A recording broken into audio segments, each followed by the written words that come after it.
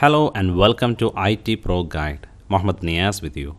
In this video, we are going to begin a new series of videos on Exchange Online Protection, and you are watching the very first video, Introduction to Exchange Online Protection. Before we start, I would like to introduce you to the new courses available. The first one is Learn Microsoft Exchange, which covers all the topics related to Exchange server deployment, hybrid exchange, exchange server migration, and database availability group. Then the second course, MS 100, Office 365 Identity and Services, which covers all the topics, comes in MS 100 exams. So the links to both courses are available in the description. Let's begin with what is Exchange Online Protection. A cloud-based protection service for email messages against spam and malware. EOP, that is Exchange Online Protection, can be implemented to protect your on-premises messaging solutions or in a hybrid deployment also.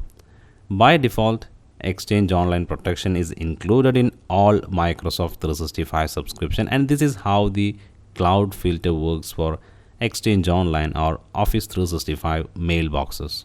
So why you need an anti-spam or a malware protection in a messaging solution? Compared to the cost per message for SMS or calls, still email is the cheapest way to reach out to the people, and this is well utilized for commercial purpose. Many businesses use spam to send out mass quantities of emails. You might have noticed in Gmail or other mail service providers, they mark some emails as spam and move to the junk folder. Phishing emails is one of the way which are regularly used to collect confidential informations like passwords, financial data, personal data.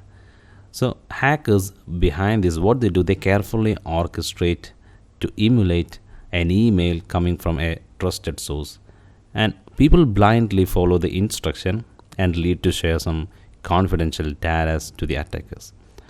Anti-spam filter is how the recipients are protected, but it is important to know that nothing is complete. Anti-spam filters identify spam and phishing type emails, and based upon the configuration in your anti-spam policy or filter, that mails will be moved to the junk folder or it may move to a quarantine folder. The other type of emails need to be stopped are malware emails. Emails comes with some kind of attachments, and that include a programming code. These email attachments are very small, but it can be a ransomware which can delete or encrypt your all files. So most of the viruses are activated when you open an attachment or click on a link contained in the email messages. So anti-spam and malware protection is how this kind of emails are stopped or marked as a spam before it reaches to the recipient mailbox. And Exchange Online Protection, the topic that we are discussing, is the service provides such protection, cloud filter, and anti-spam and malware protection, and much more to Office 365 mailbox users. Before we go to the working of Exchange Online Protection, I think it's good to have a look up how the on-premises setup works. So anti-spam and malware protection in an on-premises can be carried out at different stages. As you see in the picture, the first point of connection is a firewall, and then to the SMTP gateway, then to Exchange server, then finally to the Outlook of a user.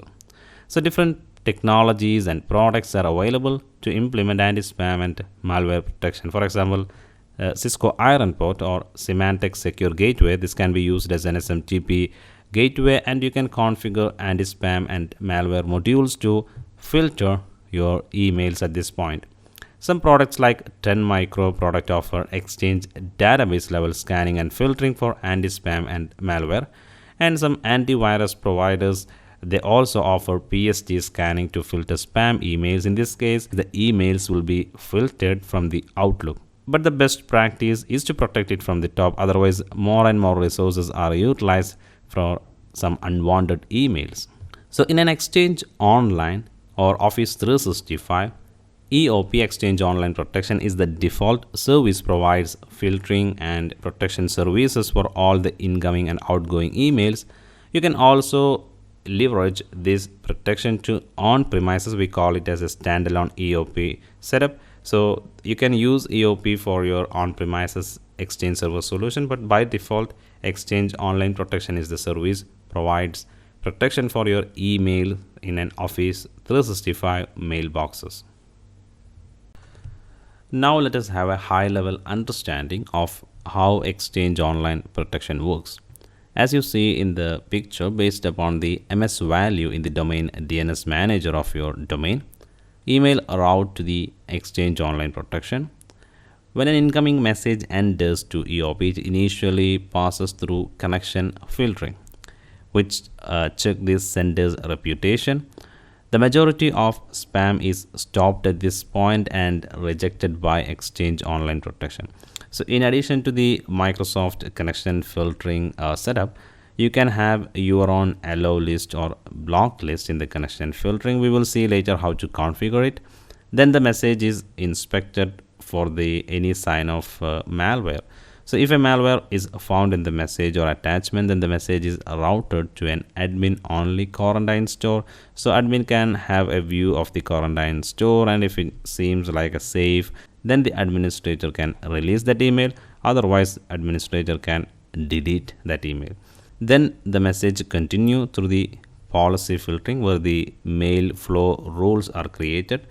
So the message is going to be evaluated against the custom mail flow rules, and some examples we can say that a rule to notify manager when an email arrives to a specific user. So these rules are processed first, then the message gonna go through the content filtering, which is also known as anti-spam. So once a message that is identified as a spam or a phishing email, then it's sent to the quarantine or a user junk email folder or any other option you configured in the content filtering policy or in the anti-spam filtering policy.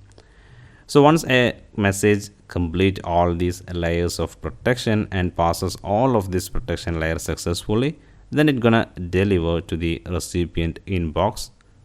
So this is how Exchange Online Protection works.